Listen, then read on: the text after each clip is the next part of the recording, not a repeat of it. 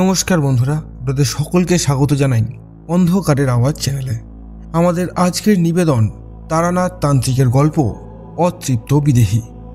আপনাদের সকলের কাছে অনুরোধ, গল্পটি সম্পূর্ণ শুনুন এবং কেমন লাগলো অবশ্যই আমাদের কমেন্টের মাধ্যমে জানান। তাহলে চলুন শুরু করা যাক তারানাথ তান্ত্রিকের গল্প অতৃপ্ত বিদেহী।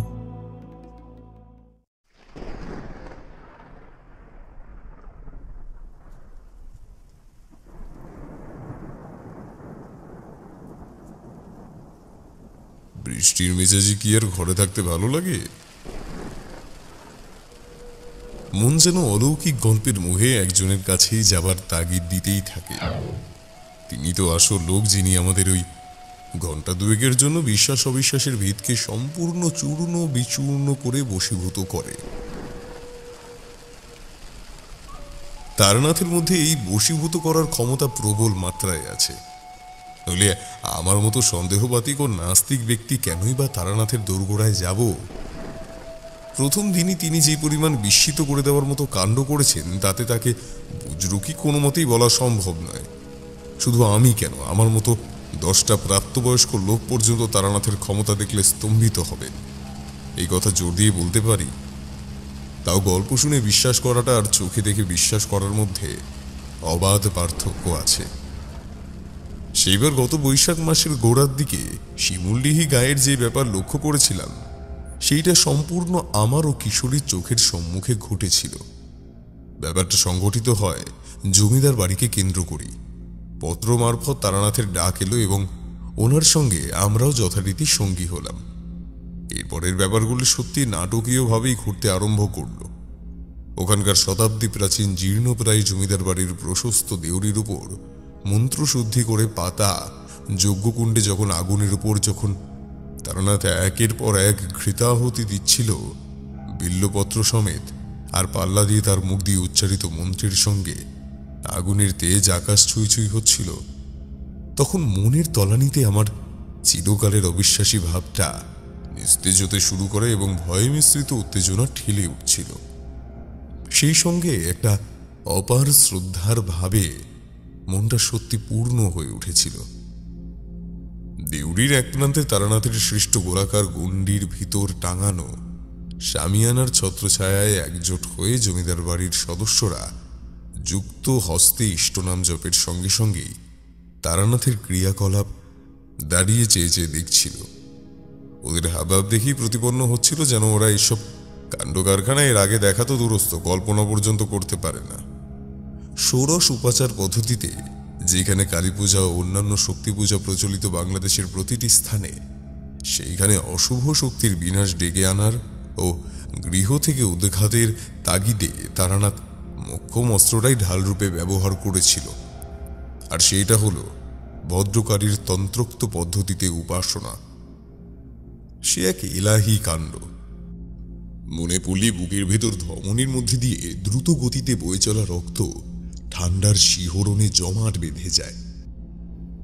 সারা চত্বর ধুনোর গন্ধে মুখর হয়ে উঠেছিল। তার উপর ছিল আকাশের এক কোণে এক রত্তি, যেটুকু প্রতিবাদের চাঁদ উঠেছিল, সেইটুকু শিবরাত্রির প্রদীপের সলতের মতোই মনের কোণে আশার সঞ্চার করেছিল। ক্ষীণ আলোক রশ্মি দুর্ভেদ্য অন্ধকার কিঞ্চিত মাত্রায় ভেদ করতে সক্ষম, সেইটা ঠাকুরমশাই নিজেই বলেন মাঝে মাঝে। তন্ত্রশাস্ত্রে সাধকের সম্মুখে সর্বদাই একটা ধ্বনি জ্বালিয়ে রাখার বিধান আছে। এও ওনার মুখে বার কতক শুনেছি। কিন্তু প্রচণ্ড মেঘরাশির অবগুণ্ঠনে ওই ক্ষুদ্রকায় চাঁদটুকু একটা সময় পর নিজেকে গোপন করল। ভদ্রকালী সম্পর্কে তারানাথ যে তথ্য দিয়েছিলেন, সেটার কিছুটা পাঠকদের সুবিধার্থে উল্লেখ করা অত্যাবশ্যক। ভদ্রকালী হিন্দু ধর্মে মহাশক্তির অন্যতম রূপ। ভদ্রকালী রূপে যেই শক্তি দেবতার যে রূপ কল্পিত হয়েছে, তার মধ্যে 3 প্রকার ভেদ সুস্পষ্ট। ভদ্রকালী কখনো মহিষাসুর মর্দিনী, কখনো দক্ষযজ্ঞ বিনাশিনী ও ভয়ঙ্করী চামুণ্ডা রূপিণী। এই 3 ভিন্ন রূপী দেবীর এই উপাসনা বিভিন্ন অভীষ্ট সিদ্ধির জন্য করা হলেও মূলত অশুভ শক্তির নিধনের জন্যই অধিক মাত্রায় করলে ফলপ্রদ। যজ্ঞের কুণ্ডের উপর প্রান্তে সম্মুখভাগের ফুট ছয়েকের অর্ধনগ্ন কৃষ্ণ গাত্রবর্ণা দেবী প্রতিমা যেন ক্রমেই রাত্রি গভীর হওয়ার সঙ্গে সঙ্গে অত্যন্ত জীবন্ত প্রতিপন্ন হচ্ছিল। তারানাথ পর্যন্ত স্বয়ং দিগ্বিদিক জ্ঞানশূন্য হয়ে মন্ত্রপাঠ ও আহুতির পর আহুতি দিয়েই যাচ্ছিল। এই প্রথম ওনার এককভাবে তান্ত্রিক হোমে আমরা দেখলাম। এতকাল শুধু ওনার মৌখিক বিবরণই শুনে এসেছিলাম। স্পষ্ট অনুভব করছিলাম যে সমগ্র অট্টালিকা জুড়ে একটা শুভ শক্তির প্রভাব গুণে অস্বস্তিদায়ক অশুভ শক্তির তেজ স্তীমিত হচ্ছে। আমি ছিলাম তারানাথের গুণমুগ্ধ ভক্ত, তাই সে আমাকে কিঞ্চিৎ সূক্ষ্ম বিষয় উপলব্ধি করার ক্ষমতা দিয়েছিল। তাই আমি অল্প বিস্তর অনুভূতিটা করতে পেরেছিলাম। কিশোরী দেখি আমার পাশে দাঁড়িয়ে সমগ্র মুখে অবিশ্বাসী ভঙ্গি ফুটিয়ে তারানাথের কাজ দেখছে। এই বাস্তব দুনিয়ায় যে এমন কিছু সম্ভব সেটা তখন কিশোরীর মজ্জাগত হচ্ছিল না কিছুতেই। সেই প্রমাণ যজ্ঞের আগুন দেখলেই বোঝা যায়। আর ষাটোর্ধ্ব তারানাথের কণ্ঠে ওই একই মন্ত্রোচ্চারণের দৃঢ়তা শুনলেই অনুমেয়। তারানাথ একবার বলেছিল, শোনো বিভূতি, যজ্ঞ করলেই হয় না। বৈদিক যজ্ঞ আর তন্ত্রোক্ত যজ্ঞের মধ্যে আকাশ পাতাল তফাৎ। কিন্তু একটা সামঞ্জস্য আছে, এই যে সাধক যখন নিয়ম শৃঙ্খলা অনুসারে নিষ্ঠার সঙ্গে মন্ত্রের সঠিক উচ্চারণ করে যখন যজ্ঞ করে ইষ্টদেব দেবীর সম্মুখে, তখন ওই যজ্ঞের আগুন যদি দ্বিগুণ তিনগুণ মাত্রায় বৃদ্ধি পায়, তবে মনে করতে হবে এই যে ইষ্টকে ধরে আমরা যজ্ঞ করছি তিনি স্বয়ং আমার কারুকার্যে সন্তুষ্ট হয়ে কাজটা চালিয়ে যাওয়ার জন্য শক্তি প্রদান করছেন। এতদিন বিভিন্ন অভিজ্ঞতা থেকে আমি উপলব্ধি করেছি যে যজ্ঞ করলে, বিশেষত তন্ত্রযজ্ঞের কথা বলছি, সাধকের দেহ মনে তা প্রচুর চাপের সৃষ্টি করে। একটু লক্ষ্য করলে দেখবে যেই যজ্ঞ করছে তার মুখ টকটকে রাঙা বর্ণ ধারণ করেছে, দরদর করে ঘামে স্নান করে যাচ্ছে। একটাই কারণ, ওই অপশক্তি তাকে এই কাজ থেকে সর্বতভাবে বিরত করার চেষ্টা করছে এবং সাধকের ক্রিয়া স্থগিত করে তার দেহ মনে অশুভ শক্তির আধিপত্য বিস্তার করতে চাইছে। তা সত্ত্বেও ওই সাধক নিজের ইচ্ছা শক্তি দ্বারা কাজটা করলে খুবই নাকাল হয়, কিন্তু শেষ রক্ষা ওই দেবদেবীর থেকে প্রাপ্ত শক্তির দ্বারাই হয়ে যায়। আর যদি বিন্দুমাত্র ভুলচুক হয়, আত্মরক্ষার বর্মে একটুখানি ফাঁক পেলেই তারা তোমাকে নিষ্ঠুরভাবে হত্যা করে। আগেই বলেছিলাম, মাথু পাগলি আমাকে বলেছিল, যারা অশুভ শক্তির অধিষ্ঠাত্রী তারা সেই সব স্থানের অধিবাসী যেখানে মানুষের পঞ্চত্ব প্রাপ্তি হয়ে দেহ শূন্য হলে যায়। আর সেইখানে যত রাজ্যের অপদেবতার বাস, ওদের বুদ্ধি শুদ্ধি মায়া দয়া মানবিক চেতনা ক্ষীণতম নেই, কিন্তু প্রচুর ক্ষমতা, ধ্বংস করে দিতে পারে সব। তাই প্রথমেই সাধককে নিজের সাবধানতা সম্পর্কে সচেতন থাকা অত্যধিক প্রয়োজন। তারানাথের এই কথা অক্ষরে অক্ষরে মিলে যাচ্ছিল যখন ওনার কাজকর্ম দেখছিলাম। উনি অতি কষ্টে কুশাসনে বসেছিলেন। আগের সেই তৎপরতা যেন হ্রাস পেয়েছে এই ষাটোর্ধ্ব বয়সে। প্রশস্ত দেউড়ি দিয়ে এলোমেলো ঝোড়ো বাতাস বইছিল, আর ঘন ঘন বজ্রপাত হচ্ছিল। অথচ সময়টা এসব প্রাকৃতিক দুর্যোগেরই নয়। যজ্ঞ চলাকালীন কোথা থেকে অসংখ্য চাপা কান্নার স্বর ভেসে আসছিল। শুনে মনে হচ্ছিল যেন হাজার হাজার নারী পুরুষ নিজেদের বুক ফাটা কান্না শোনাতে তারানাথের সম্মুখীন হয়েছে। যারা জমিদার বাড়ির সদস্য, কৌতূহলী গ্রামবাসী ভিড় করেছিল ওই ক্রিয়াকলাপ দেখার জন্য। ওদের বিপদে তারানাথই যেন আশা ভরসা। তারা অলৌকিক ব্যাপারগুলো লক্ষ্য করে ভয় সিটিয়ে গেছিল। আমাদের পাশেই একজন অল্প বয়সী বউ তার শিশুকে নিয়ে এগুলো প্রত্যক্ষ করছিল, কিন্তু অকারণ হেতু ওই শিশুটি কান্না শুরু করে। পরে তারানাথ বলেছিল যে নিম্ন স্তরের শক্তি বহু বাধার সৃষ্টি করে, এগুলো তারই অন্তর্ভুক্ত। উপস্থিত সকলের পরিত্রাণ একমাত্র এই যজ্ঞের সফল হওয়ার উপর নির্ভরশীল। যাই হোক, ওই ভয়াবহ রাত্রি কেটে যাওয়ার পর কিন্তু ঠাকুরমশাইয়ের খ্যাতি সারা গাঁ জুড়ে ছড়িয়ে পড়ে। জমিদারবাবু নিজে অত্যন্ত উপকৃত হয়ে তারানাথকে নত মস্তকে প্রণাম জানিয়ে বিনীতভাবে মাসাধিক তার গৃহেই নিরবিঘ্নে আতিথ্য গ্রহণের জন্য বহু পীড়াপিড়ি করেছিল। কিন্তু তারানাথকে আমরা যতটা চিনি, হয়তো অন্য কেউ চিনতে পারেননি। গল্পচ্ছলে তারানাথ তার অনেক অভিজ্ঞতার কথা আমাদের শুনিয়েছিলেন। জেনেছিলাম তার ভবঘুরেমির কথা। পাছে তার বৈরাগ্য ভঞ্জন হয়, সেই জন্য তিনি খুব প্রয়োজন না থাকলে যৌবন বয়সে গৃহী মানুষের দ্বারস্থ হতেন না। কিন্তু এ ব্যাপার সম্পূর্ণ অন্য। শত ভোগবিলাস ও মাস দুয়েকের খোরাক থাকা সত্ত্বেও তিনি নিজের মটলেনের গৃহের প্রতি এতই অনুরক্ত হয়ে পড়েছেন যে ওইখানে ছেড়ে 1 ঘন্টা অবধি থাকতে রাজি নন। মুখের ওপর ওই অনুরোধ সমূলে প্রত্যাখ্যান করে বলেছিলেন, জমিদার বাবু, আমি যথার্থই আমার কাজ সম্পূর্ণ করেছি, কিন্তু অন্যত্র থাকার মতো মন মানসিকতা এখন সম্পূর্ণ উবে গেছে বয়সের সঙ্গে সঙ্গে। একটা বয়স ছিল যখন মাঠে ঘাটে স্বচ্ছন্দে কাটিয়ে দিতে পারতাম, কিন্তু এখন ওই গুণ ধীরে ধীরে চলে যাচ্ছে। ওই একটি অনুরোধ করে আমাকে আর লজ্জিত করবেন না দয়া করে। আমার ঠিকানা দিয়ে দিচ্ছি, যে কোনো প্রয়োজনে একটা পত্র পাঠালেই আমি উপস্থিত হব। কিন্তু এখন কোনো অপ্রীতিকর ঘটনাই আপনার সঙ্গে ঘটবে না।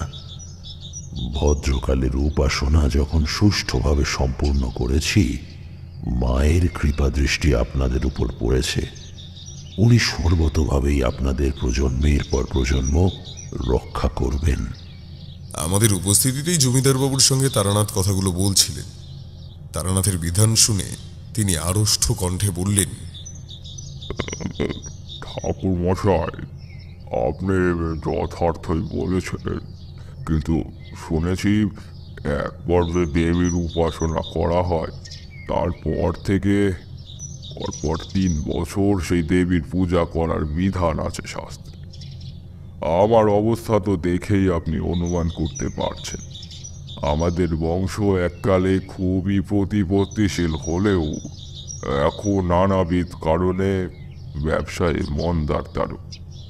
আমাদের সবেকালের দুর্গাপূজায় গত বছর 2 বন্ধ হয়ে গেছিল, আর এখন এই উটকো ঝামেলার দরুন আর্থিক পরিস্থিতি একেবারে টলমল। আর এরপর আবার ভদ্রকালের পুজোর কথা বলছেন, তাও আবার তন্ত্রোক্ত পদ্ধতি অনুসরণ করে। তাছাড়া এই গ্রামগণ্ডে আপনার মতো সমতুল্য প্রকৃত সাধককেই বা পাবো কোথায় বলুন? জমিদার ত্রিলোচন বারুজ্যের মুখ যেন নিমেষেই অদূর ভবিষ্যতের কথা চিন্তা করেই দুশ্চিন্তাগ্রস্ত হয়ে উঠল। উনি রুমাল দিয়ে কপাল ও ঘাড়ের ঘামের পরদ মুছলেন। পরিস্থিতি স্বাভাবিক হলেও ওনাকে কিন্তু মানসিকভাবে বিধ্বস্ত মনে হচ্ছিল। মুখের জৌলুস একদমই হ্রাস পেয়েছে। এই কদিনের ভয় তখন ওনার চোখে মুখে দুঃস্বপ্নের মতো জেগেই গেছে। কয়েকটা বিনিদ্র রজনী যাপনের ফলে ওনার দৈহিকভাবে বেশ ক্লান্ত অবধি দেখাচ্ছিল। এত কিছু বিচক্ষণ তারানাথের চোখ এড়াল না। ঠাকুরমশাই তখন আশ্বাসের সুরে বললেন, ওই নিয়ে চিন্তা নেই জমিদার বাবু। তন্ত্রমতে কোনো শক্তি দেবীর পূজা গৃহে করাটাও অনুচিত। আমি করেছিলাম যেইভাবে, সেই পদ্ধতি যেমন গূঢ় তেমনি গুড়মুখী। পুঁথিপত্তর ঘেটে ওই পদ্ধতি পাওয়া যাবেই না। আপনি পূর্ববত আশ্বিনের দুর্গাপূজাটাই শুরু করুন ষোড়শ উপাচারে। 108টি পদ্ম দিয়ে অবশ্যই গুগল ধূপ চালিয়ে দেবীকে স্তুতি সমেত যদি পূজাদি করা যায়, তবে গৃহস্থের কল্যাণ হয়। আপনি ওই নিয়ম নিষ্ঠার সঙ্গে ওই কাজ করুন। এই বলে তারানাথ ওনাকে আশ্বস্ত করে দিয়ে আর একদিন ওই শিমুলডিহি গায়ে অতিবাহিত করে আমরা ফিরতি পথ ধরলাম।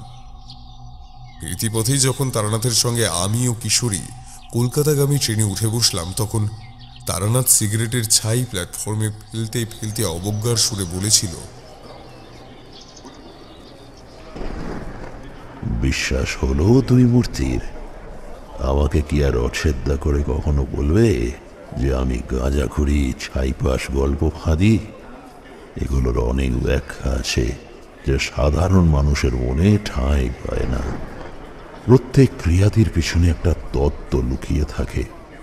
অভিজ্ঞ তান্ত্রিক, জ্যোতিষী মারফত এই কাজটি সুসম্পন্ন করতে হয় অনেক লগ্ন পক্ষ দেখে শুনে। তোমাদের দুইজনকে নিয়ে আসার মূল লক্ষ্যই ছিল যে আমার কথা মিথ্যা নয় সেটা বুঝিয়ে দেওয়া। এইখানে তো তবু বহু লোক লস্কর ছিল। যেসব উপদ্রব দেখলে সেগুলো কিছুই না। এর থেকেও ভয়ঙ্কর প্রাণঘাতী বিপদকে আলিঙ্গন করে দিনের পর দিন কাটিয়ে দিয়েছি। কোথাও ভোজ খেতে বিন্দুমাত্র বাঁধেনি। জানা ছিল না পরের মুহূর্তে আমার জন্য কি অপেক্ষা করছে। এগুলো দেখে শুনে রাখো। খাঁটি তান্ত্রিক জ্যোতিষী পাবে কই এই ঠগবাজের সময়? স্টেশন চত্বরটা গ্রাম্য খোলামেলা, বেশ নিরালা। গুটি কয়েক লোকলস্কর পোটলাপুটলি সমেত দাঁড়িয়েছিল। ট্রেনের জানলার বাইরে দাঁড়িয়ে থাকা হকাররা ঝুড়ি মাথায় গায়ের তৈরি খাঁটি জিনিস বিক্রি করছিল। তারানাথ ফেরার পথে এক হাঁড়ি মাখা সন্দেশ নিয়ে নিয়েছিল। বলেছিল চারির অতি পছন্দের। বাইরে ঝিমঝিম করে মৃদু গতিতে বৃষ্টি ঝরে পড়ছিল। খোলামেলা গ্রাম্য পরিবেশের যেন ধূসর বর্ণ আকাশে মিশেছে। দেখেছিলাম তারানাথের উদাসীনী দৃষ্টি। তিনি একবার চায়ে চুমুক দিতে দিতে বলেছিলেন, এই তো জীবন। এইরকম কতই বর্ষণ মুখর দিনগুলোতে আলের উপর দিয়ে মাইলের পর মাইলে হেঁটেছি। প্রকৃত শান্তি এইখানেই পাওয়া যায়। আয় সেই মায়া ঘেরা সন্ধ্যা ডেকে যেত কত নিশিগন্ধা।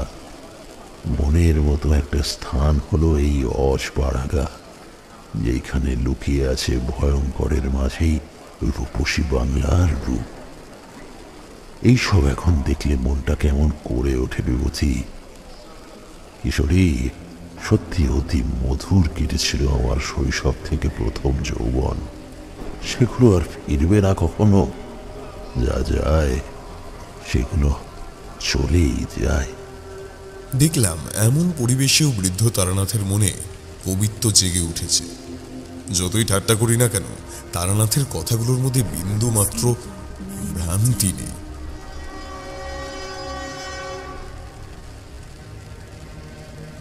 প্রচন্ড হুইসেল বাজিয়ে যখন ট্রেন ওই প্ল্যাটফর্ম ছাড়া শুরু করলো, তখন তারানাথের মধ্যে যেন বিষণ্ণতার ভাবটা আরো জাগিয়ে উঠেছিল। ওনার হাবভাব দেখে প্রতিপন্ন হলো যে উনি অতীত স্মৃতি রোমন্থনে পুনরায় মশগুল হয়েছেন। এখন ওনাকে আর বিরক্ত করা উচিত হবে না ভেবে চুপ করেছিলাম। তার মধ্যে ট্রেনে একজন বাউল একতারা হাতে উদাস কণ্ঠে বিরহে পূর্ণ লোকগীতি গেয়ে মনটা আরো সমবেদনায় পূর্ণ করে দিয়েছিল। জমিদার বাড়িতে গতকাল ঘটে যাওয়া ভূতপূর্ব ওই ভীষণ কর্মকাণ্ড দেখে যেটুকু ভয় মনের মধ্যে জমাট বেঁধেছিল তার ছিটে ফোটা পর্যন্ত না বললেই হয়। কিশোরীর পানে চেয়ে দেখেছিলাম সে চোখ বুজে মাথার পেছনে হাত দুটো তুলে নিদ্রা দেওয়ার প্রস্তুতি করেছে। এই ঘটনার পর প্রায় মাসাধিক কেটে গেছিল ওই মটলেন চত্বরে মারাতে পারেনি। আপিসের তরফ থেকে বদলির জন্য দরখাস্ত হাতে পেয়েই একটা বিশেষ কাজে আমাকে পশ্চিমের কাজে তদারকির জন্য যেতে হয়েছিল। মাস দুই পর ফিরে এসে যেন হাঁপ ছেড়ে স্বস্তির নিঃশ্বাস ছেড়ে বাঁচলাম। বরাত মন্দ না হলে তারানাথের আস্তানা ছেড়ে আড্ডাবাজ লোক বাইরে অধীর প্রতীক্ষা নিয়ে থাকতে পারে? এ যেন আমার পক্ষে ছিল এক দুর্বিষহ কাজ। যাক, ফিরেছি গত রবিবার। আজকে শ্রাবণ মাস। যথারীতি এক পশলা বৃষ্টির পর এক কাপ চা গলদ্ধকরণ করে বেরোবার উদ্যোগ করছি। অমন সময় বন্ধ দরজায় ওই প্রান্তে শুনলাম ছাতা দিয়ে আঘাতের খটখট শব্দ, রবারের পামশু খোলার শব্দ। আগত আগন্তুককে সেটা সহজেই অনুমেয়, কিন্তু বিস্ময় জাগলো আমি তো তাকে ডাকিনি। মনের মধ্যে উদিত হওয়া প্রশ্নটা চেপে রেখে আমি খুশিতে গদগদ হয়ে অট্টহাসি করে দরজার আগল খুলতে খুলতে বলি, আরে আরে আসো আসো কিশোরী সেন, বহুদিন দেখা সাক্ষাৎ নেই, কি ব্যাপার? হ্যাঁ, ধুত্তর, অসহ্যকর এই বৃষ্টির ঝামেলা এড়াতেই পাচ্ছি না। যাক, এবার ঠিক আছে। এই বলেই সে ভিতরে প্রবেশ করে। তখন জানলার ধারে বৃষ্টি দেখতে থাকা আমার স্ত্রীকে এক কাপ চায়ের ফরমাস জারি করে বলল, বৌদি, এক কাপ চা বেশ কড়া করে। আর বিভূতি, তুমি কই গা ঢাকা দিয়েছিলে শুনি? ডুমুরের ফল হয়ে গেছো দেখছি। আমি কতবার তোমার খোঁজ নিয়েছি, তার ইয়ত্তা নেই। বাইরে যে গেলে একখানা পত্র এই বন্ধুকে দিয়ে জানিয়ে দিলে হতো নাকি? আমি তো ভেবেছিলাম তুমি বৈরাগী হয়ে নিরুদ্দেশ হয়েছ। এ কথা বলছি তার কারণ, আগের সফরে যেই পরিমাণ তোমার মন প্রভাবিত হয়েছিল ওই পল্লী অঞ্চল, তারপর আবার তারানাথের ক্রিয়াকলাপ দেখে তাতেই সন্দেহ হয় যে তুমি বুঝি লেখালেখি ছেড়ে এবার মন্ত্রতন্ত্রের দিকে ঝুঁকবে। এমনিতেও তোমার লেখার মধ্যে গায়ের উল্লেখটা বিশদে থাকে তো, তাই বললাম। আমি কিশোরীর কথা শুনে মন্তব্য করলাম, কেন, তোমার কি ওই ক্রিয়াকলাপ দেখো তারানাথের সম্পর্কে সংশয় আছে? কিশোরী খানিকটা অপ্রস্তুত হয়ে আমাকে দ্রুত বলল, কই, সে কথা কি একটিবারও বলেছি? ঠাকুরমশাই যে খাঁটি তন্ত্রবিদ, এই কথা তোমার মতো আমিও অধিক মাত্রায় বিশ্বাস করি। ওই দিনের পর আর কোনো সন্দেহই মনে নেই। কিন্তু তোমার গতিক সুবিধার নয় দেখেই একটু তামাশা করার ইচ্ছা হলো। তুমি যাকে বলো তারানাথের গুণমুক্ত শ্রোতা, তাই নয় কি? তোমার লেখার মধ্যেও তো বহুবার এই শব্দটির হদিশ পেয়েছি। আমি নির্লিপ্ত কণ্ঠে কিশোরীকে বললাম, যাক, তাহলে তুমি আমার লেখার মুগ্ধ পাঠক, জেনেও তৃপ্তি জাগলো মনে। এই নাও নাও, চা খেয়ে নাও, ওখানে রুমে আসা যাক। মনের তাগিদ যে এড়ানো কতই কঠিন সেটা তুমি জানো না।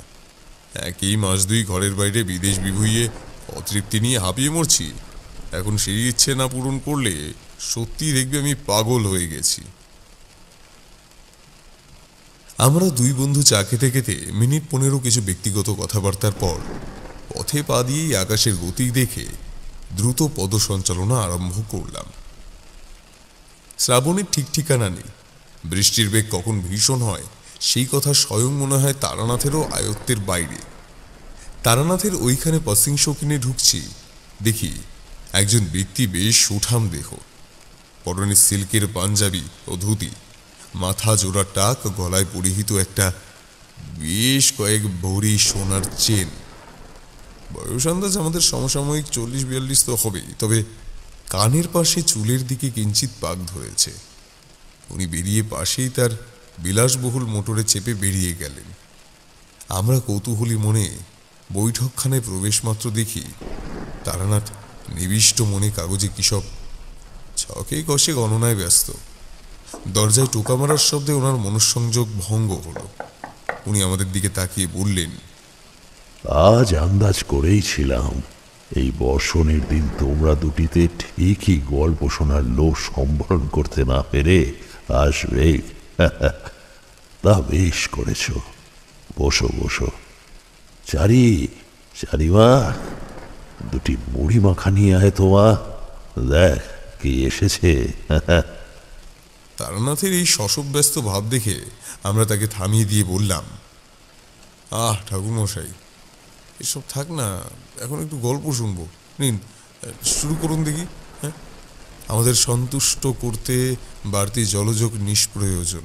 ঠাকুরমশাই শুনলেন না। চারি এলো আমাদের প্রণাম সেরে চলে যাওয়া মুহূর্তে ওই জামবাতিটা রেখে যেতে যেতে চা করে নিয়ে আসছে এই বলে ভিতরে সেলাইয়ের কাজ করতে প্রস্থান করল। তারানাথের মুখেই শুনেছিলাম চারি নাকি ওনার পরনের ফতুয়াটা সেলাই করে দিচ্ছে ইত্যাদি ইত্যাদি। জামবাতি থেকে এক খাপলা মুড়ি তুলে নিয়ে মুখে পুড়ে বললাম, আচ্ছা ঠাকুরমশাই, এই আগন্তুকের পরিচয়টা কি? নিশ্চয়ই মালদার খদ্দের। তারানাথ এক চিমটে জর্দা মুখে পুড়ে আমাকে বলল, হ্যাঁ, আমার নাম ডাক শুনেছে খুব। ওনার সমস্যা নিয়ে এসেছিলেন। এইখানে ব্যবসা সূত্রে থাকেন। ধর্মতলায় মণিহারির দোকান। খুবই বিত্তবান ব্যবসায়ী। এমনিতে বাঙালি, কিন্তু পৈতৃক ভিটে উড়িষ্যার ভুবনেশ্বরে হলেও এখন পরিবার শুদ্ধ গাঁয়ের মাটিতে নিজের মতো বসত গড়ে তুলেছে।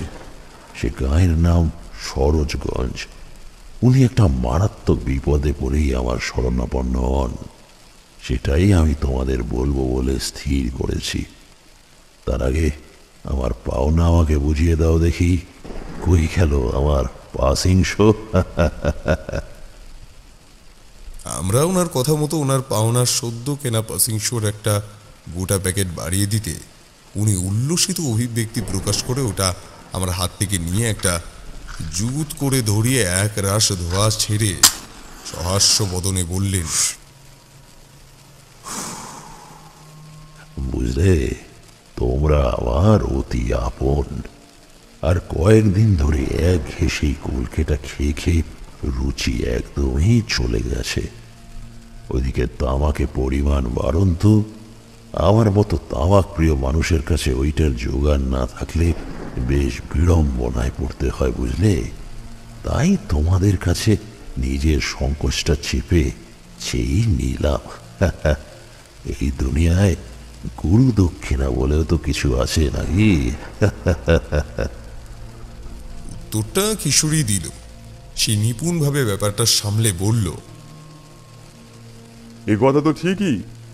দুনিয়ায় কিছু না দিলে কিছু পাওয়াও যায় না। আমরা যেমন আপনার কাছে কিছু অলৌকিক গল্পের প্রত্যাশী, তেমনি আপনিও আশা করেন বই কি আমাদের কাছ থেকে কিছু। আর আপনি মুখ ফুটে কিছু না চাইলেও আমাদেরকে কিছু সৌজন্যতা বলে কিছু তো আছে। তাই ওই নিয়ে ভাববেন না। মেলা কথা হলো, এবার অন্তত গল্পে প্রবেশ করুন। আমাদের যে আর তর সইছে না। প্রত্যুত্তরে তারানাথের ঠোঁটের কোণে একটা সরল হাসি দেখা দিল। তিনি পুনরায় চোখ বুজে একটা লম্বা সুখটান শেষে ব্যাপারটা বলার জন্য তৈরি হলেন। বাইরে পুনরায় মুষলধারে বৃষ্টি ঘন ঘটা শুরু হয়েছে। তারানাথ বলল, ওই ভদ্রলোকের নাম কমল কৃষ্ণ মুখোপাধ্যায়। ব্যবসায়ী মানুষ, আগেই বলেছি। সব কিছু দেখে শুনে পরখ করে নিতে ইনিও আমার মতোই সিদ্ধহস্ত। তখন ওই কটা বাজে, আন্দাজ 9টার কাছেই ঘড়ির কাঁটা ছুঁই ছুঁই। আমি নিজের মতোই জ্যোতিষের পুঁথিপত্র গণনা প্রমুখ কাজে ব্যস্ত। এখন যেমন দেখলে, তখনও তাই করছিলাম। মগ্ন হয়ে ছক কষে যাচ্ছি। আসলে একটা খদ্দেরের সবে মাত্র পুত্র সন্তান মাতৃগর্ভ থেকে ভূমিষ্ঠ হয়েছে। তার জন্য জন্ম ছক তৈরির বরাত বেশি অগ্রিম সমেত। ওইটা করে দিতেই হবে। সেই নিয়ে বেশ কিছুদিন অন্য কাজের অবসর পাইনি। যাই হোক, বাইরে দেখি হর্ন বাজল মোটর গাড়ি, এবং খোলা দরজা দিয়ে একজন ভদ্রবেশী মানুষ প্রবেশ করলেন আমার এই আস্তানায়। আমি তখন সেইভাবে খেয়াল করিনি, কিন্তু যখন শুনলাম উনি বললেন, বলছিলাম, এইখানে তারানাথ তান্ত্রিক কে আছেন একটু বলতে পারেন? আমার একান্ত প্রয়োজন তার সঙ্গে। আমি তখন তার পানে চাইলাম, আর চেয়ে যা দেখলাম তাতে দিনমানেই আমার ঢোক কেলার মতোই অবস্থা। সত্যি বলতে কি, আমি বহু প্রকারের অলৌকিক বিষয় লক্ষ্য করেছি। জীবনটাই শ্মশানে মশানে প্রেত ও উদ্ভট যত সব সাধু সঙ্গ করে কেটেছে। সেই তুলনায় ওনার সঙ্গে এই বিচিত্র দৃশ্য দেখার মধ্যে তেমন ভয়াবহতা না থাকলেও আমার কিন্তু তখন ভয় লাগছিল। কি দেখলাম জানো? এ কথা তোমরা মানতেই চাইবে না। স্পষ্ট দেখলাম একটা অবয়ব, যার দেহবর্ণ ধূসর। একটা স্ত্রী মূর্তি ওই লোকটিকে আলিঙ্গন করে চেপে বসেছে। আমি মনের ভাবটা প্রকাশ করিনি। উনি দাঁড়িয়ে আছেন দেখে আমি ওনাকে নিজের পরিচয় দিয়ে ভিতরে প্রবেশাধিকার দিলাম। উনি অতি ক্লান্তভাবে আমার কাছে এসে বসলেন। তোমরা তো জানোই আমার এই বৈঠকখানা থেকে শুরু করে সমগ্র বাড়িটাই মৃত্যুঞ্জয় মন্ত্রে অভিষিক্ত। তাছাড়া গৃহদেবতা আছে, আমি তার নিত্য পূজাধি করি। সেই প্রতিষ্ঠিত গৃহদেবতার শক্তির একটা অংশ এই গৃহের পরিমণ্ডলে ব্যাপ্ত। তাই কোনো প্রকার নিম্ন স্তরের জীবের সাধ্য নেই যে আমার উপর অশুভ প্রভাব ফেলে। উনি বসলেন। আমি নিজের কাজ অব্যাহত রেখে বললাম, নিঃসংশয়ে বলুন কি জানতে চান। উনি স্পষ্টই বললেন, যদি কিছু মনে না করেন, আমার নাম ধামার বিপদের ক্ষণিক পূর্বাভাস দিতে পারেন। আসলে দিনকাল যা পড়েছে, এখন চট করে আর কাউকেই বিশ্বাস করে নিতে ইচ্ছা করে না। হয়তো তারানাথ নাম ভাঙিয়ে আপনি আসল মানুষের জায়গায় আধিপত্য বিস্তার করেছেন। কিছুই তো অসম্ভব নয়, বলুন। ধৃষ্টতা মার্জনীয়। আগন্তুকের কথা শুনে আমার বিস্ময়ের অন্ত রইল না। কতই মানুষ আছে এই দুনিয়ায়। মনুষ্য চরিত্র নিরীক্ষণ সকলের কর্ম নয়, কিন্তু আমি সহজেই অনুমান করলাম যে ইনি বহু ঠগবাজের পাল্লায় পড়ে আজ ভুক্তভোগী। ভেলকি দেখানোয় গুরুর বারণ ছিল, কিন্তু যেইখানে প্রয়োজন সেইখানে যদি না দেখাই, মান উপসার দুয়েরই ব্যাঘাত হয়। আমি ওনার নাম ও দাম বলে দিতেই উনি করো জোরে আমার কাছে প্রার্থনা করলেন তার ওই ভুলের জন্য ক্ষমা করে দিতে, আর সেই সঙ্গেই তাকে ওই দুর্গম বিপদ থেকে রক্ষা করতে বললেন। তখন আমি বললাম, সত্যি আপনার অদৃষ্টে দেখছি ভাঁড়ার যোগ আছে, কিন্তু আপনি এ ব্যাপারে জড়ালেন কি করে, একটু খোলসা করে বলুন দেখি। পাড়ার যোগ আছে? কি রকমের পাড়া ঠাকুর মশাই? উপলব্ধি করলাম ওই কমলবাবুর গলা ঈষৎ কেঁপে গেল। ওনার চোখ মুখ জুড়ে স্বাভাবিকভাবেই ফুটে উঠেছে প্রচ্ছন্ন একটা ভয়ের অভিব্যক্তি। যাই হোক, ওনার ওই কথা শুনে আমি তাকে চিন্তিত স্বরে বললাম, হারা তো অনেক রকমের হতে পারে, কিন্তু কোনটা কখন ঘটবে সেটা সময় সাপেক্ষ। হয়তো আপনার মাঠ ঘাট দিয়ে যাওয়ার সময় সাপের কামড়ে মৃত্যু হতে পারে, আবার মাথায় অকস্মাৎ বজ্রাঘাত হয়েও মৃত্যু হতে পারে, নয়তো অন্যভাবেও হতে পারে মৃত্যু, যার স্বাভাবিকভাবে কোনো ব্যাখ্যা নেই। কিন্তু মূল কথা হলো, সঠিকভাবে যদি আপনি প্রতিকার না গ্রহণ করেন, তাহলে কিছু না কিছু ঘটবে, এই বিষয়ে কোনো সন্দেহ নেই। ঠাকুর মশাই, আপনার জায়গায় অন্য কেউ থাকলে আমি ভাবতাম সে অবশ্যই ব্যবসার খাতিরেই এইসব কথা শোনাচ্ছে, কিন্তু আপনাকে দেখে সত্যিই মনে হচ্ছে আপনি প্রকৃতই সাধনা করেছেন। আমি নিজে যদিও সাধনা করি না, কিন্তু এই বিষয়ে বেশ আগ্রহ রাখি। আপনি অনুগ্রহপূর্বক আমাকে একটা প্রতিকার বলে দেন, তবে অত্যন্ত বাধিত হব। আপনার দক্ষিণা কত? অগ্রিম যদি দিই হবে? আহা, অত ব্যস্ত হবেন না, সময় মতো আমি আমার দক্ষিণা চেয়ে নেবক্ষণ। এবার আপনি বলুন তো শুনি, আপনার নিজের কিছু অস্বাভাবিক মনে হচ্ছে? অন্যত্র দৃষ্টি রেখে ভদ্রলোক বললেন, জানেন ঠাকুর মশাই, আমি কিছু বুঝতে পারছি না। গত কয়েক বছর ধরে একটা অস্বস্তি আমাকে সমূলে গ্রাস করেছে। নির্জনে থাকতে ভয় করে। এটা ছায়ামূর্তি রাতের অন্ধকারে মাঝে মাঝেই দেখি। এই তো সেদিনই নিজের ঘরে শুয়ে আছি, অমনি কিছু একটা দেখতে পেলাম। গায়ের মাটিতে বাড়ি করেছি। বহুদিন ধরেই আমার গ্রামের প্রতি বেশ সম্প্রীতি আছে। পৈতৃক ভিটে বিঘেখানেক জমি জমা সবকিছুই আমার উড়িষ্যার ভুবনেশ্বরে ছিল। আমাদের সংসারে কয়েকজন পোষ্য আছে। আমরা 3 ভাই।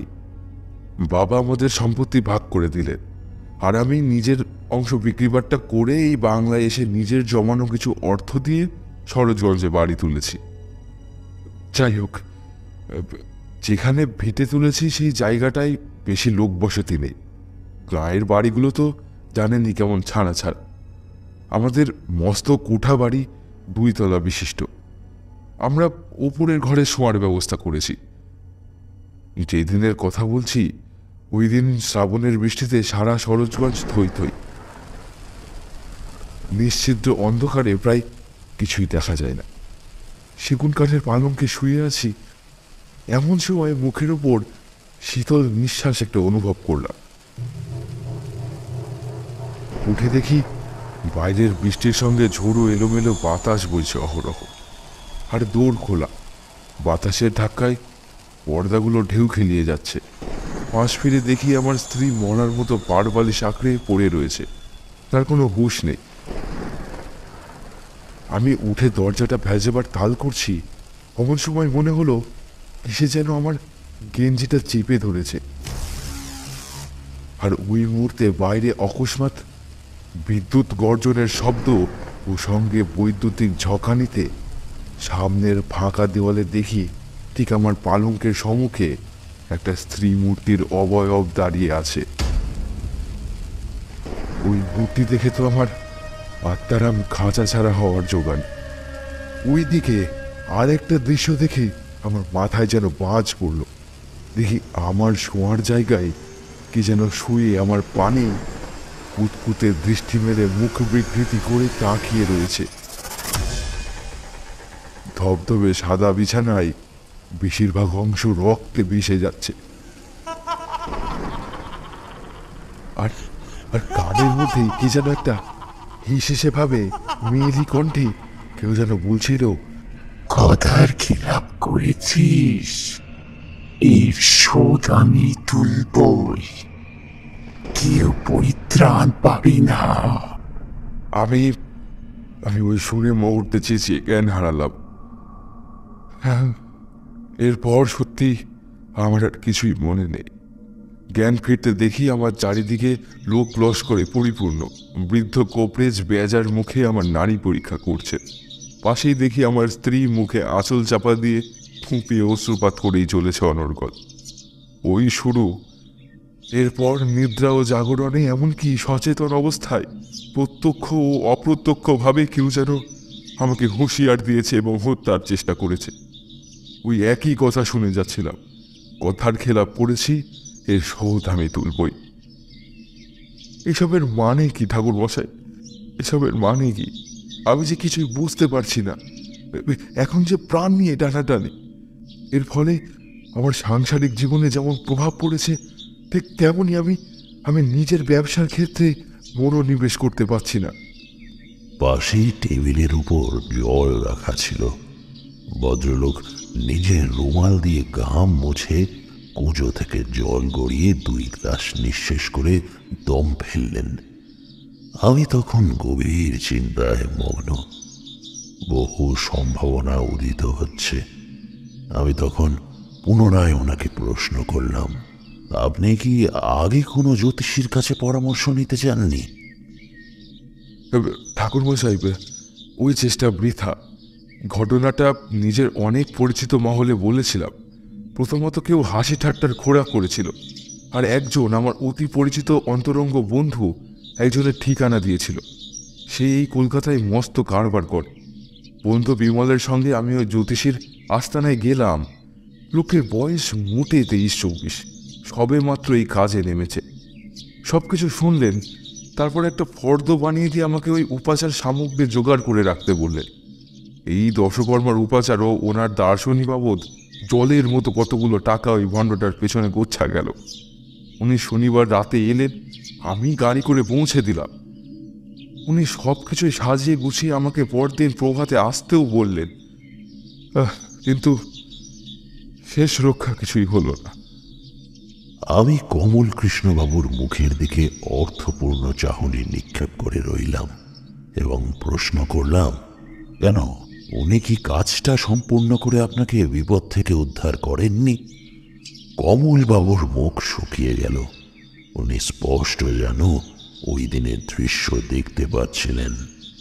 শুকনো গলায় ঢোক গিলে চোখ বুজে দেবী কালীর নাম স্মরণ করে বললেন, মা কালী, কার যোদ্ধার দূরেই থাক।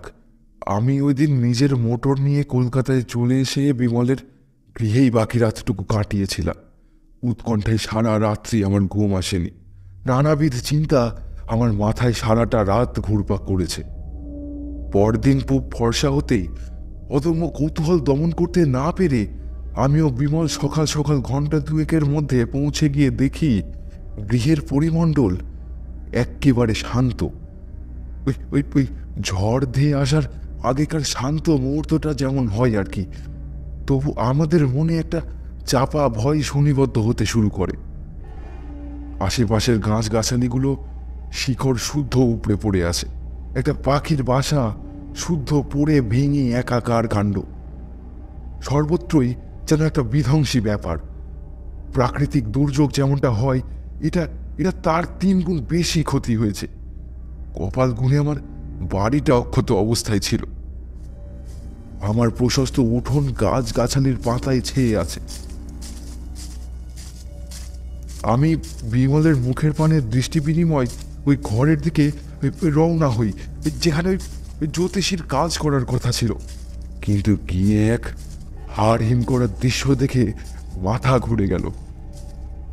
সত্যি বলছি ঠাকুর মশাই, আমি তখন অথই জলে পড়ে কিনারা খুঁজে পাচ্ছিলাম না। বন্ধ দরজার তলানি থেকেই একটা সরু ধারা রক্ত বাইরে এসে অনেকখানি ভিজিয়ে দিয়েছিল। ঈষৎ ঠেলা দিলাম, দেখি ভেতর থেকে দরজাটা বন্ধ। 2 বন্ধু মিলে দৈনিক বল প্রয়োগ করে ভিতরে ঢুকতেই দেখি নিরেট অন্ধকারে পরিপূর্ণ ওই ঘর, সেই সঙ্গে বিশ্রী দুর্গন্ধ। ভেতরে ঢুকেই প্রথমে আমার মনে একটা অশুভ চিন্তা গ্রাস করে নিল। মনে হচ্ছিল অদৃশ্য কেউ যেন আমাদেরকে দেখছি। তখন প্রবল ধাক্কার জন্য প্রস্তুত হইনি, কিন্তু সেইটাই দেখবার বাকি ছিল। তৎপর হাতে জানালার কবাট খুলছি, ক্ষীণ আলো এসে প্রবেশ করা মাত্র পিছন থেকে বিমলের মর্মান্তিক আর্তনাদ শুনে ভয়ে স্তম্ভিত হয়ে আমি দেখি সারা মেঝে জুড়ে কালিজার মতো রক্তের বরদ। আর আশ্চর্যের বিষয় এই যে ওই ঘরে একটা মুন্ডুহীন দেহ পড়ে। মুন্ডু না থাকলেও দেহের পরনের বস্ত্র দেখেই বুঝলাম আমাদের নিযুক্ত করা ওই হতভাগ্য জ্যোতিষী। মুন্ডুটা দেওয়ালের এক করে হাঁ করা অবস্থায় পেলাম। কাটা মুন্ডুটার চোখের তারা ঊর্ধ্বগামী, সারা মুখ প্রচণ্ড ভয়ের অভিব্যক্তি ছেয়ে গিয়েছিল। জ্যোতিষীর কপালে তখন রক্ত চন্দনের টিকাটা দগদগে। পৈশাচিকভাবে কেউ যেন নিজের আক্রোশ মিটিয়ে নিয়েছে। আশ্চর্যভাবে তক্ষুনি স্পষ্ট দিনের আলোতে ঘরময় একটা হিংস্র মেয়েলি অট্ট হাসিতে পরিপূর্ণ হলো। আমরা ভয়ে তখন জড় ভারতের মতোই দাঁড়িয়ে। ওই দিন যে কিভাবে আমিও বিমল দিনের আলো থাকতেই ওখান থেকে ফিরে এসেছিলাম, সে কথা আপনাকে বলে বোঝাবার মতো সামর্থ্য নেই ঠাকুর মশাই। আপনার স্ত্রী কই ছিলেন? উনি কি কিছু জানতেন আপনার সঙ্গে যা যা ঘটছে সেই সম্বন্ধে? না ঠাকুর মশাই, মনোরমাকে আমি কিছুই বলিনি। সে মেয়ে মানুষ, প্রচণ্ড দুশ্চিন্তার বাতি গেছে। পাছে যদি ভয় পাই, তাই তাকে মাস কয়েকের জন্য বাপের বাড়ি রেখে এসেছি। ওইখানেই মানি অর্ডারের খোরাকের টাকা পাঠায়। এখন আমার সঙ্গে তাকে রাখা কি নিরাপদ হয়? এত কিছুর মধ্যে বেশ উপলব্ধি করেছি যে আমার এইরূপভাবে যে ভয় প্রদর্শন করেছে, সে আমাকে সমূলে বিনাশ করতে চায়। সে বলেছিল আমার বংশ লুপ্ত হবে। এইদিকে আমার স্ত্রী যে পোয়াতি, ওকে নিজের কাছে কি করে রাখি বলুন তো ঠাকুর মশাই? আপনি তন্ত্রসিদ্ধ সাধক, আমার আপনার প্রতি অগাধ বিশ্বাস। দয়া করে আমার এই দুঃসহ বিপদের কবল থেকে উদ্ধার করুন।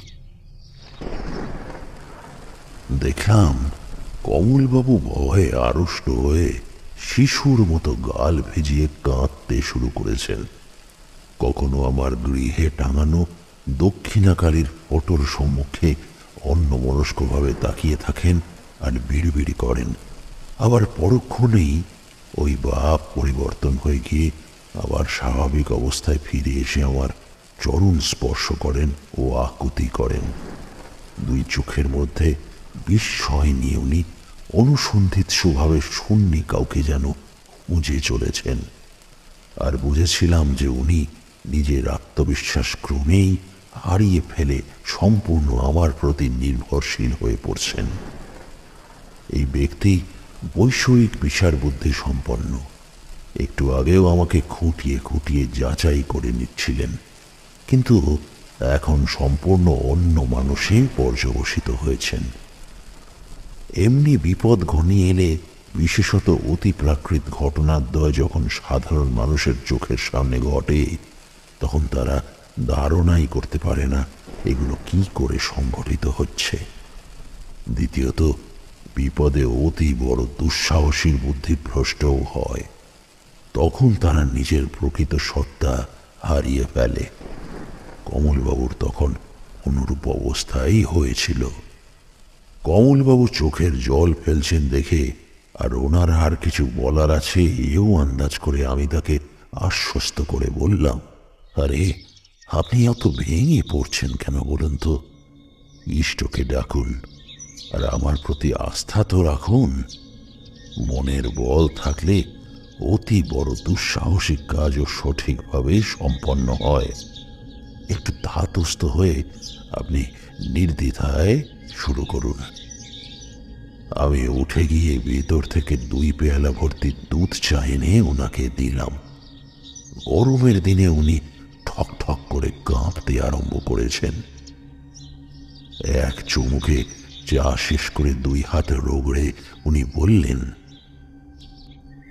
জ্যোতিষী মশাই, ওই ঘটনার পর আমি প্রত্যেক দিন নিদ্রায় এক ভয়ঙ্করী মূর্তি দর্শন করতাম। স্বপ্নটা কেমন একটা অস্পষ্ট বুঝে, যে আসতো বারংবার আমাকে সতর্ক করে দিত, বলতো নাকি আমার দিন ফুরিয়ে এসেছে। কিন্তু দিন ফুরিয়ে এসেছিল যার, সে যে আমার অতি শুভ চিন্তনকারী আপনজন, খেয়ালই করিনি। নিজেকে এখন বড্ড অপরাধী মনে হয় মাঝে মাঝে, সত্যি বলছি ঠাকুর মশাই। তখন আমি থাকি বিমলের ছাদের চিলে কোঠার ঘরটাতে।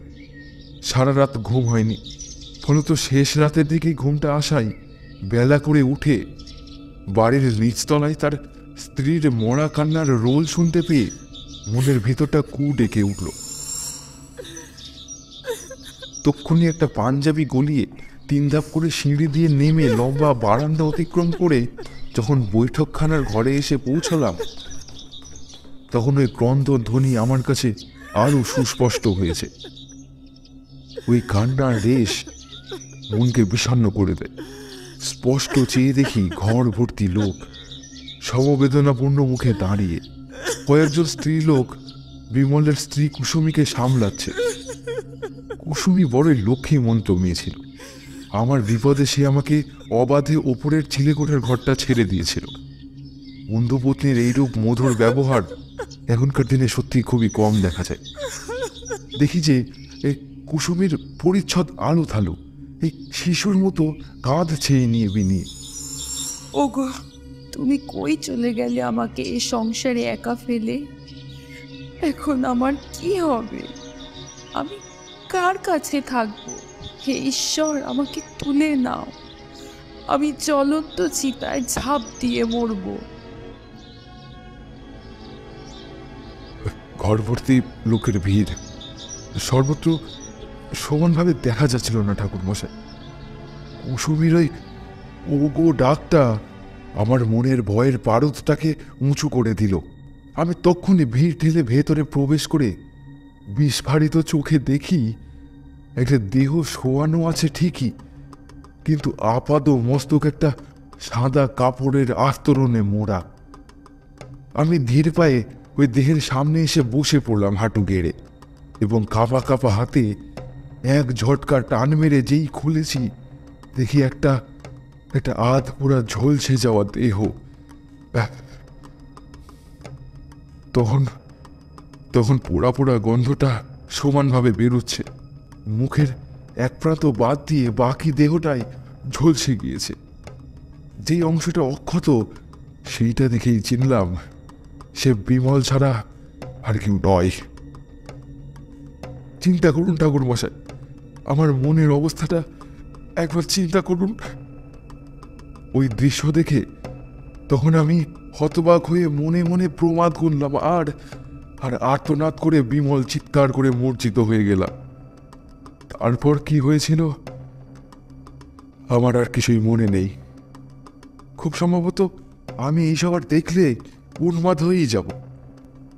শুনেছিলাম সকালে নাকি চা করতে গিয়ে গ্যাস জ্বালিয়েছিল আর ওই ধুতির খুঁটে আগুন ধরে যায়। সেই খেয়াল হয়নি তখন তার। যখন জানতে পারলো সে তার ধুতির খুঁটে আগুন লেগেছে তখন সব শেষ।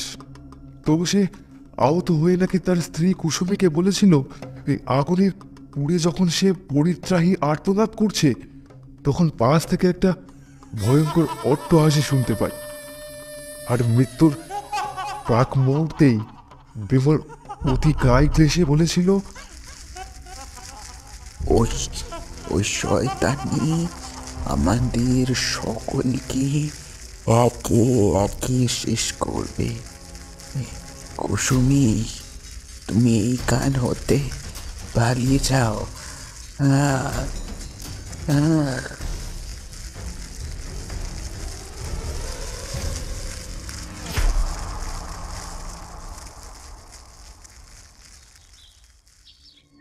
এই এই কথা শুনে ঠাকুরমশাই আপনি বিশ্বাস করুন আমার মনে আর কোনো সন্দেহই থাকে না যে বিমলের এইটা একটা স্বাভাবিক মৃত্যু নয়, একটা অপঘাতে মৃত্যু। এটা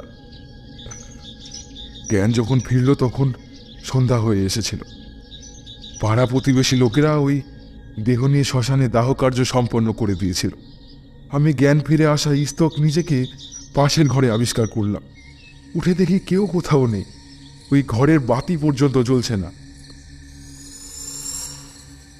আধারে চোখ শুয়ে নেওয়ার পর উঠে বসতেই আমার টনক নড়ে উঠল। দেখি আমার সম্মুখে ওই ভয়ঙ্কর স্ত্রী মূর্তি দাঁড়িয়ে। বাইরে দিয়ে ভরা জ্যোৎস্নার ক্ষীণ আলো আসছিল খোলা জানালার ভেতর দিয়ে। সেই আলোর এক ফালি অংশ পড়ছিল বলেই ওই মূর্তি আমার দৃষ্টিগোচর হয়। আমি ওই মূর্তি দেখে রুদ্ধশ্বাস ফেলে আটকে উঠি। কে মনে উঠতেই ওই মূর্তি প্রবল অট্টহাসি করতে করতে মিলিয়ে গেল।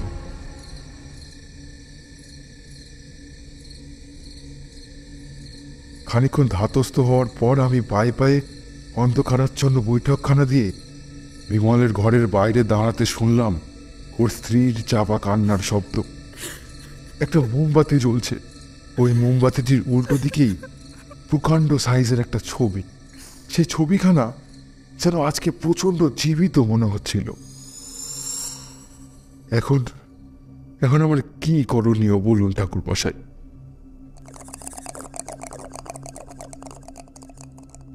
কলকেতে টান দিয়ে সবটুকু শুনে যাচ্ছিলাম। আগন্তুকের যে ভালোই বিড়ম্বনার সৃষ্টি হয়েছে সেখানা বুঝতে পেরে আমি নিজেই বেশ চিন্তিত হয়ে গেছিলাম। এখন কি করণীয় সেই উপায় চুপচাপ ঠাউরাতে লাগলাম। উনি দেখি একটানা বলে হাঁপাচ্ছিলেন, তবু ওনার দুই চোখের উৎসুক দৃষ্টি আমার উত্তরের প্রতীক্ষায় মুখিয়েছিল। যাই হোক, আমি তখনই কি করণীয় কিছু না বলে ওনাকে বললাম, আপনার ঠিকুচি কুষ্ঠিটা এনেছেন? আমার একবার দেখার প্রয়োজন আছে। বেশ বিশদে খতিয়ে না দেখা স্তক আমি সঠিকভাবে প্রতিবিধান দিতেও পারছি না। আমার মুখে এই কথা শুনে কমলকৃষ্ণবাবু প্রথমে নিজের চোখের জল মুছলেন, দ্বিতীয়ত তিনি একটু অপ্রস্তুত হয়েই বললেন, ঠিকুজি তো ঠাকুরমশাই সাথেই এনেছি, কিন্তু আমার কি হবে? আপনার ওই কুষ্টি দেখে প্রতিদান দিতে তো মনে হচ্ছে বিলম্ব হবে। তার আগেই যদি ওই ভয়ঙ্কর প্রেত দ্বারা অনিষ্ট হয়ে যায় এবং আমার পঞ্চত্ব প্রাপ্তি ঘটে, তবে কি হবে? আমার যে সংসার ডুবে যাবে ঠাকুরমশাই। না কমলবাবু, জ্যোতিষশাস্ত্রে একটা কথা আছে, অদৃষ্টে যদি মৃত্যুযোগ না থাকে তবে কারুর সাধ্য নেই যে আপনার মৃত্যু ঘটায়। নিন, অত দুশ্চিন্তা না করে আমাকে ঠিক উজিখানা দিন দেখি, আমি বিচার করে বলে দিচ্ছি। আমার কাছ থেকে এই প্রকার মন্তব্য শুনে উনি আশান্বিত হয়ে আমার হাতে একটা প্লাস্টিকের মধ্যে মুড়ে রাখা একখণ্ড অতি পুরনো হলদেটে কাগজ দিলেন। দেখেই মনে হয় বছর 10 আগে তৈরি। আমি ওইটা খুলে দেখলাম, তারপর নিজের খাতায় ওনার সম্মুখেই ছক কষে হিসাব কিতাব করে যা দেখলাম, সত্যি আমার মাথা ঘুরে গেল।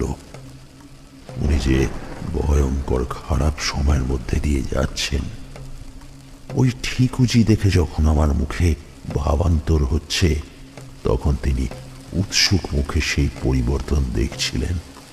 অনেকক্ষণ আমি কিছু বললাম না, শুধু হিসাব মিলিয়ে যাচ্ছি, যদি কোনো প্রকার ফাঁক থাকে ওনাকে উদ্ধার করার। জন্মছকের দিকে আমি চেয়ে আছি, এরই মাঝে উনি বললেন, ঠাকুরমশাই, কিছু কি বুঝতে পারছেন? দয়া করে বলুন দেখি, আমার যে আর তর সইছে না। শুনুন, আপনি এ যাবৎ যা বললেন কোনো কিছু গোপন করেননি তো? সব কিছুই বলেছেন তো? উনি বিবর্ণ ও ভয়ার্ত কণ্ঠে বললেন, কেন ঠাকুরমশাই এমন কথা কেন বলছেন? কিছু কি ত্রুটি আছে? মশাই, ত্রুটি তো আপনার জন্মছকেই দেখতে পাচ্ছি। আপনার পুরো জন্মছক পুঙ্খানুপুঙ্খভাবে মিলিয়ে যে দোষ খুঁজে পেলাম, তাকে বলে গুরু চণ্ডালী দোষ। এই দোষের কারণেই যে আপনার সঙ্গে এতগুলো খারাপ হচ্ছে। আমাদের জ্যোতিষ শাস্ত্রতে বলা আছে যে জন্মছকে রাহু ও বৃহস্পতি যদি একই সঙ্গে অবস্থান করে, তবে তা সামগ্রিক জন্মকুণ্ডলিতে দোষের সঞ্চার করে। এইটা সবচেয়ে নেতিবাচক দিক।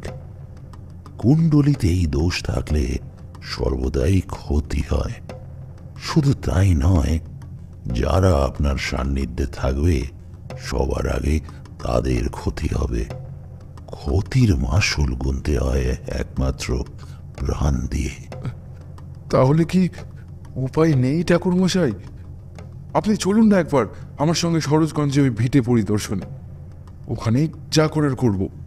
সত্যি আমিও মনে মনে সেই কথাই ভাবছিলাম যে না গেলেই নয়। কিছু করার আগে সবার আগে ওনার জন্মকুণ্ডলীর মধ্যে সৃষ্টি হওয়া দোষগুলোর প্রতিকার করা প্রয়োজন, আর তারপর ওই প্রেতের বিষয়ে খতিয়ে দেখতে হবে। আমি ওনাকে ভেতর থেকে একটা মাদুলি বানিয়ে তক্ষুনি মন্ত্র দ্বারা শুদ্ধি করে বাম হাতে পরিয়ে দিলাম। এখন এইটা পড়ে থাকলে ওনার সান্নিধ্যে কোনো নিম্ন স্তরের জীবরা আসতে পারবে না। উনি যাওয়ার সময় আমাকে বলে গেলেন, ঠাকুরমশাই, আমি তাহলে পরের সপ্তাহে নিজের ব্যবসার কাজ সামলে এই গায়ের দিকে রওনা দেব।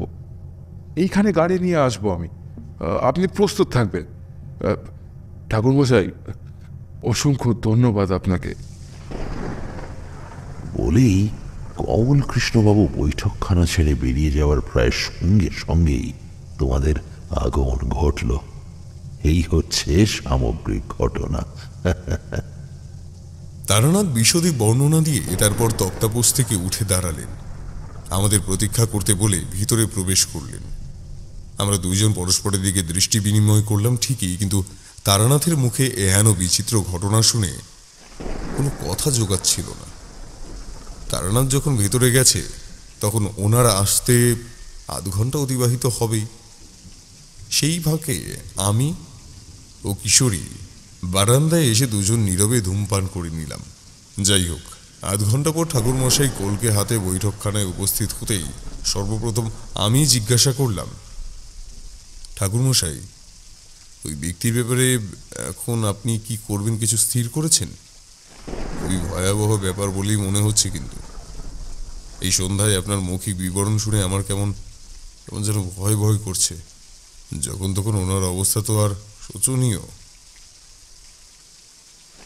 শুনলেন তারানাথ, কিন্তু কোনো বার্তালাপ করলেন না ওই মুহূর্তে। কয়েকবার আল বলার নলে টান দিয়ে গুরুক গুরুক শব্দ তুলে ধীরে ধীরে বললেন, আমার মনে কিন্তু অন্য সন্দেহ উপস্থিত হচ্ছে। কেননা ওই স্ত্রী মূর্তি নিজে থেকে কোন প্রতিশোধের কথা বলছেন? কমলবাবুকে শুধু তখনকার মতো দেখে এবং ওনার মৌখিক বিবৃতি শুনেই তো আর বিশ্বাস করলে হবে না। এখন আমার অনেক বিষয় অনুধাবন করা বাকি। কথা বলার সুযোগ পেয়ে কিশোরী বলল, আচ্ছা ঠাকুর মশাই, আমার মনে একটা সংশয় উপস্থিত হয়েছে। এই যে ওনার সরোজগঞ্জের গৃহে যে জ্যোতিষী গেছিল, তার এমন মর্মান্তিক পরিণতি হলো কেন? আর ওনার বন্ধুর এমন অবঘাতে মৃত্যুই বা হলো কেন? সেই কথা তো কিছুই বুঝলাম না। তিনি কি মন্ত্রতন্ত্রের কাছে সিদ্ধ নন? তারানাথ প্রহসনের হাসি হেসে বলল, ওহে, অনভিজ্ঞ লোকেরা যদি প্রেত বিতাড়নের কাজে নামে তবে কি সহজে ছাড় পাবে ভেবেছ?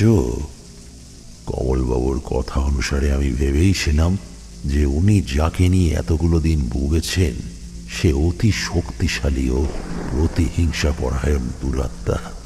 তাদের শক্তি কিন্তু কম ভেবো না। আমার নিজের চোখের সামনে অনেক সাধকের মৃত্যু হয়েছে নিয়মের ত্রুটি ঘটায়। জ্যোতিষ ও তন্ত্রের ক্রিয়াকলাপ মোটেই এক বিষয় নয়, বুঝলে? প্রথমত, অনভিজ্ঞ নবীন জ্যোতিষী নিজের থেকেও ক্ষমতাশালী প্রেতকে দমন করতে চেয়েছিল, কিন্তু নিষ্ফল হয়েছে তার চেষ্টা এবং অদৃষ্টে মৃত্যুপ্রাপ্তি হয়েছে। আর দ্বিতীয়ত, ওই যে বিমলবাবু, তিনি কিন্তু ওই প্রেতের কাজে বাধা সৃষ্টি করতে চেয়েছিলেন, যার জন্য সে কৌশলে বিমলবাবুকেই নিজের রাস্তা ওই দুনিয়া থেকেই সরিয়ে দিল। বুঝতে পারলে কিছু? এগুলোর অনেক ব্যাখ্যা আছে।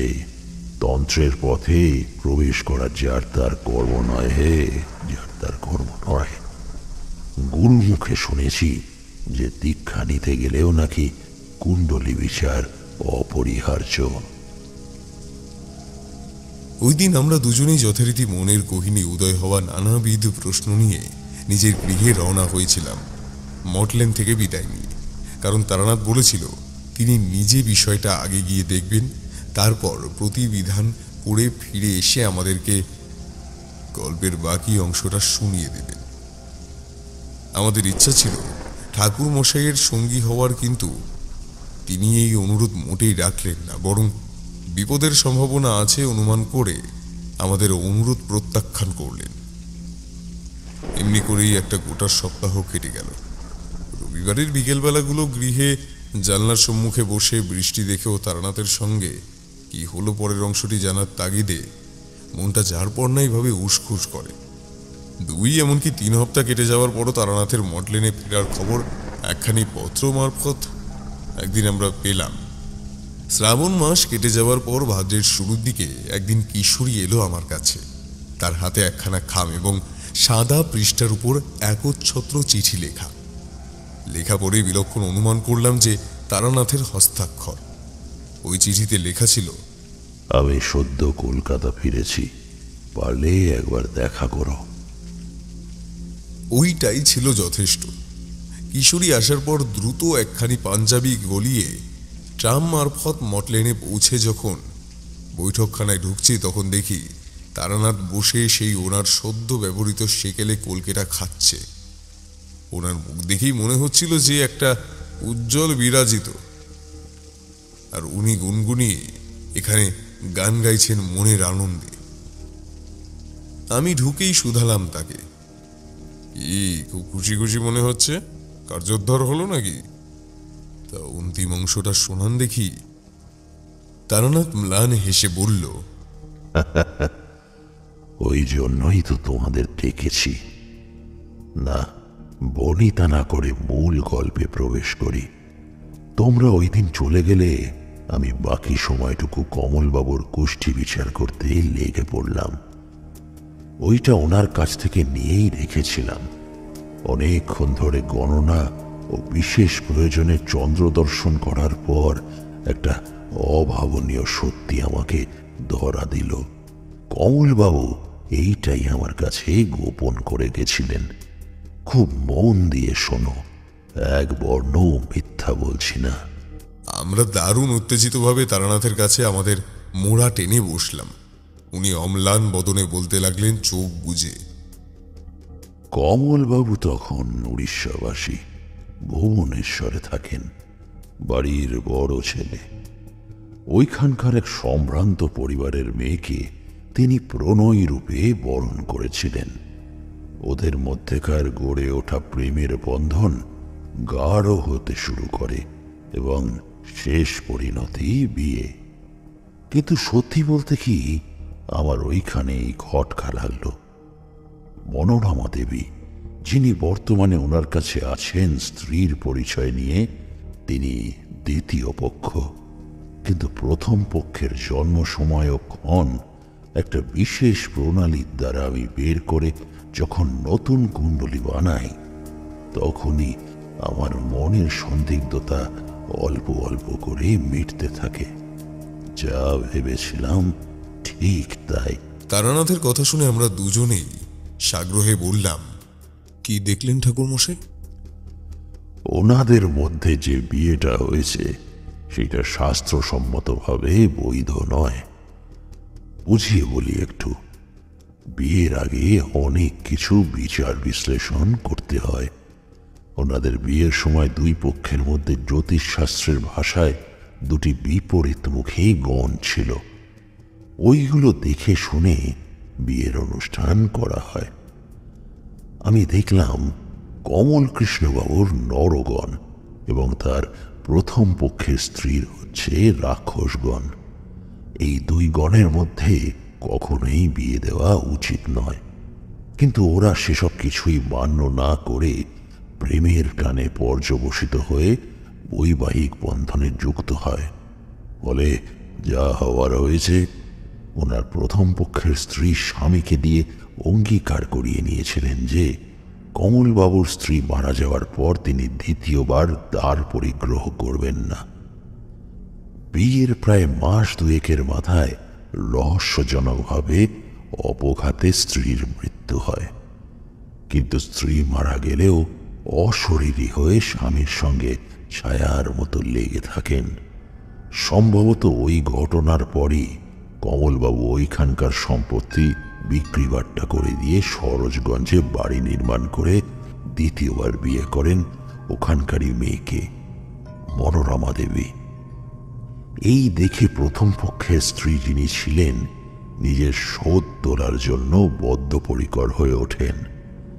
যাই হোক, সেই থেকে তিনি প্রত্যেকবার নানাবিধভাবে কমলবাবুকে ভয় দেখিয়ে তার সুখের জীবন অতিষ্ঠ করে তুলেছেন। আর কেউ তার থেকে স্বল্প শক্তি সম্পন্ন হলেই তাকে মৃত্যুর দ্বার অবধি পৌঁছে দিচ্ছেন অক্লেশে। বিভূতি প্রীতির ক্রোধ, তাও তারা যদি অতৃপ্ত বাসনা নিয়ে এই জগতের মায়া পরিত্যাগ করে, তবে সেখানে ভীষণ প্রতিহিংসা পরায়ণ হয়ে ওঠে। যাই হোক, আমি ওইখানে গেলাম ওনার সঙ্গে গাড়ি করে। পৌঁছতে গিয়ে সেই দিনের আলো ফুরিয়ে এলো। যেখানে গিয়ে আমাদের গাড়ি থামলো, সেখানে ত্রিসীমানা জুড়ে শুধু লতা গুল্মের ঝোপঝাড়েই পরিপূর্ণ। কমল কৃষ্ণবাবু অতিশয় ধনী ব্যক্তি, আর ওনার প্রকাণ্ড অট্টালিকা দেখে আমার মনে বিপদের টনকটা নড়ে উঠল। এইখানে একটা খুব উগ্র অশুভ শক্তির লক্ষণ সমূহ দেখতে পেয়েছিলাম। রাতের খাওয়া দাওয়া খুবই দ্রুত সেরে আমি কমল কৃষ্ণবাবুকে বললাম, দেখুন, আজকের রাতটা আপনি আমার এই গৃহেই থাকুন। আমার কিন্তু বেগতিক মনে হচ্ছে। ওই প্রেত আপনার প্রাণ হরণের জন্য সব সময় ওত পেতে তৈরি হয়েই আছে। আপনি যে একটা কথা গোপন করেছিলেন, আমাকে বলেননি কেন? আমি ওনার কুকর্মটি ওনাকে ব্যক্ত করতেই উনি অনুশোচনায় দগ্ধ হতে লাগলেন, নিজের ভুল স্বীকার করলেন। যাই হোক, আমি নিজের ঘরের বাইরে একটা ধ্বনি প্রজ্বলিত করে দিয়ে গণ্ডি নির্মাণ করে দিলাম। বাইরে আজকে মেঘলাজনিত কারণে ঘোর অন্ধকার নেমেছে। শুনশান নিরালা প্রকৃতি। একটা তক্ষক ডেকে উঠল। সেই সময় কোথাও বাতাস নেই। খোলা দরজাটার পর্দা নড়ে উঠল, আর শুনতে পেলাম সেই রক্ত জল করা বেলি অট্টহাসি। দেখি পর্দার বাইরে একজন আলু থালু বেশে দাঁড়িয়ে আমার পানি নির্নিমেষ চোখে তাকিয়ে আছে। অন্যদিকে কমল কৃষ্ণবাবু আমার সান্নিধ্য পেয়ে নিশ্চিন্তভাবেই নিদ্রা দিচ্ছেন। শুনলাম একটা হিসে কণ্ঠস্বর। সে বলছিল, কাজটা কিন্তু মোটেও ভালো করছিস না। কুটির তেজ শিথিল কর। আমি ওই কমলকে সাহায্য করতে চাই। ও আমার সাথে প্রতারণা করেছে। আমি ওকে কিছুতেই বাঁচতে দেব না। তুইও শাস্তি পাবি। রাতের ওই ভয়াবহতায় আমি বিচলিত হচ্ছিলাম এবং এক মনে মানুষ জপ চালিয়ে যাচ্ছিলাম মধুসুন্দরী দেবীর। আমার কাছে মধুসুন্দরী দেবীর ধ্যান মন্ত্রটা অধিক কার্যকর। ওই মন্ত্র জপতে জপতে জানি না কখন বন্ধ চোখের অন্ধকার ঘুচে গেল এবং দেবী স্বয়ং আমার মানসপটে উপস্থিত হলেন, ঠিক যেমনটি বছর কয়েক আগে আমার কাছে বরাকর নদীর তীরে অতুলা সুন্দরীর বেশে আগমন করতেন। অবিকল সেই রূপ। ঠাকুরমশাই, দেবীর ধ্যান মন্ত্রেই তো ওনার রূপের বর্ণনা দেওয়া আছে না?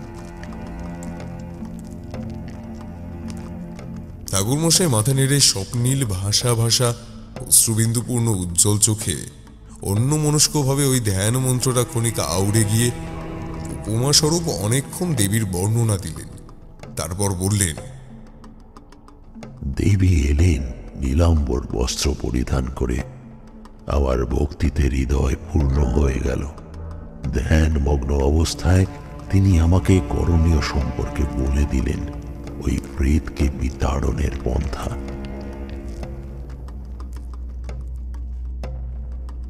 আমি পরদিন থাকতেই ওনার প্রথম পক্ষের স্ত্রীর নামে একটা যজ্ঞ করব বলে স্থির করলাম। প্রথম পক্ষের স্ত্রীর বর্ণনা অনুযায়ী একটা খড়ের মাটির পুতুল নির্মাণ করে রাত্রেই ওইটায় মন্ত্রশক্তির দ্বারা যখন যজ্ঞকুণ্ডে আগুন ধরিয়ে ওই বিদেহীকে আকর্ষণ করার চেষ্টা করছি, তখনই একটা বিরাট হুঙ্কার ধেয়ে এলো প্রকাণ্ড উঠোনের উত্তর প্রান্ত থেকে। আমি মধুসুন্দরী দেবীর নামে 10,000 আহুতি দিলেই পরিস্থিতি আমার নিয়ন্ত্রণে আসবে। ক্রমান্বয়ে আমার চোখের সম্মুখে একের পর এক ভয়ঙ্কর দৃশ্য ভেসে উঠছিল। মধুসুন্দরী দেবীর নামে ঘট প্রতিষ্ঠা করেছি। ওই প্রেতের তেজের সম্মুখীন হতে গিয়ে অনেকের মৃত্যু হয়েছে, কিন্তু আমি শেষ অবধি চেষ্টা করে ওই বিদেহীকে নিজের আয়ত্তে আনতে সক্ষম হলাম। শেষ পর্যন্ত বিদেহী আত্মা আমার পাশে শোয়ানো খড়ের পুতুলের ভিতর ধোঁয়ার রূপ নিয়ে প্রবেশ করতেই আমি পূর্ণাহুতি সম্পূর্ণ করে তাকে নিয়ে শ্মশানের মধ্যে জ্বলন্ত চিতায় নিক্ষেপ করলাম। এরপরেই শ্মশান চত্বর কাঁপিয়ে ওই বিদেহীর মর্মান্তিক আর্তনাদ দিক বিদিক প্রতিধ্বনিত হতে শুরু করল। কিন্তু তখন পরিস্থিতি সম্পূর্ণ আমার নিয়ন্ত্রণে। শ্মশানের পাশেই একটা উত্তরবাহী নদী বয়ে গেছে। ওইখান থেকে কাঁসার ঘটিতে জল ভরে এনে সেইটা কমলবাবুর হাতে দিয়ে বললাম, বিপদ এখন সম্পূর্ণ কেটে গেছে।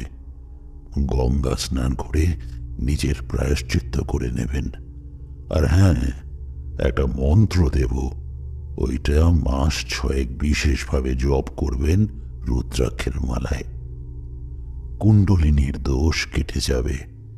এই জল প্রথম পক্ষে স্ত্রীর কাছে ক্ষমা চেয়ে পবিত্র জলাশয়ে অর্পণ করবেন, তাহলেই আপনি দায়ে মুক্ত। কমলবাবু চুপচাপ ফ্যাকাশে মুখে চেয়ে রইলেন। তারপর নিজেকে আর সামলাতে না পেরে মনের দুঃখে বুক ভাঙা আর্তনাদ করে হাঁটু গেড়ে বসে ঊর্ধ্বপানে দৃষ্টিপাত করে প্রথমা স্ত্রীর নাম উচ্চারণ করে হাউ হাউ করে অনুশোচনায় কেঁদে উঠলেন। আমিও ওনাকে বাধা দিলাম না, বরং কেঁদে তিনি কিছুটা হালকা অনুভব করবেন এই ভেবে।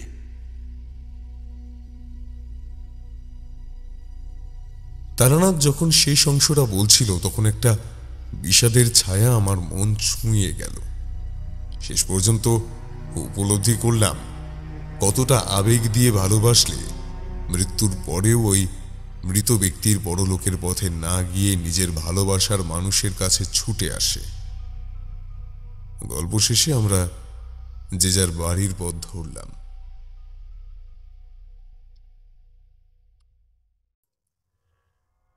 শুনছিলেন তারানাথ তান্ত্রিকের গল্প অতৃপ্ত বিদেহী। গল্পটি কেমন লাগলো অবশ্যই আমাদের কমেন্টের মাধ্যমে জানান। যদি ভালো লেগে থাকে তাহলে একটি লাইক করবেন এবং এই রকম আরও গল্প শুনতে সাবস্ক্রাইব করতে পারেন অন্ধকারের আওয়াজ। তাহলে চলুন, দেখা হবে আরেকটি ভিডিওতে। ততক্ষণের জন্য ভালো থাকুন, সুস্থ থাকুন। সকলকে অসংখ্য ধন্যবাদ।